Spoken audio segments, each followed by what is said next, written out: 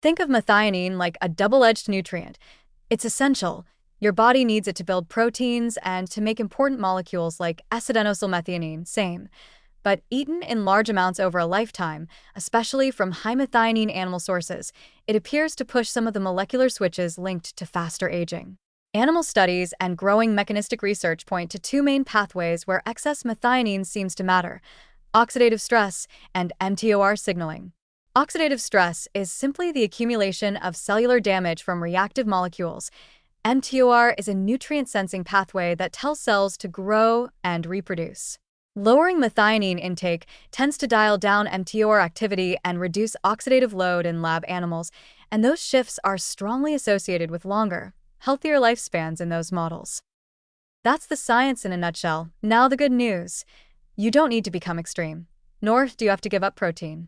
A practical, positive way forward is to shift some of your protein toward plants: lentils, beans, chickpeas, tofu, tempeh, nuts and seeds, whole grains, which are naturally lower in methionine per gram of protein than red meat and eggs.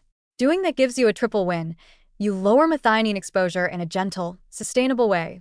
You boost fiber, vitamins, and phytonutrients that protect cells, and you usually reduce saturated fat and dietary patterns that raise chronic disease risk. In other words, the same changes that may support cellular longevity also improve heart health, gut health, and weight regulation. Importantly, methionine restriction in people doesn't mean deprivation. Methionine is essential, you must get some, so the goal is moderation and variety, not elimination. Thoughtful swaps work wonderfully. Lentil or bean-based dishes a few times per week, tofu or tempeh stir-fries, nut and seed snacks, fatty fish or poultry in moderation if you still eat animal protein, and colorful veg-forward meals. Combine that with resistance training and enough total protein to preserve muscle mass as you age. That's crucial because muscle loss is a health risk in older adults and can happen if total protein falls too low. There are a few practical cautions to keep in mind.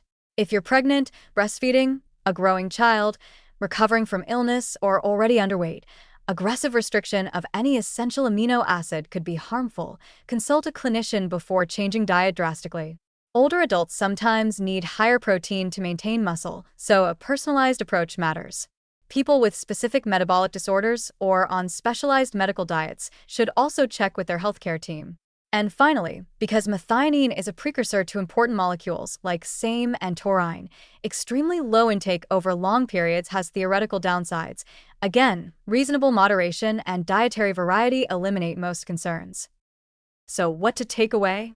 The methionine restriction idea gives us a useful, evidence-aligned nudge. Favoring plant-based proteins and cutting back on frequent red meat and high methionine animal foods can be a simple, positive strategy to support metabolic health and potentially slow aging-related processes. Do it while keeping total protein adequate, eating a wide range of plant foods, and pairing diet changes with movement and strength work. That combination is likely the most robust, practical path toward longer health span rather than risky, one-dimensional restriction.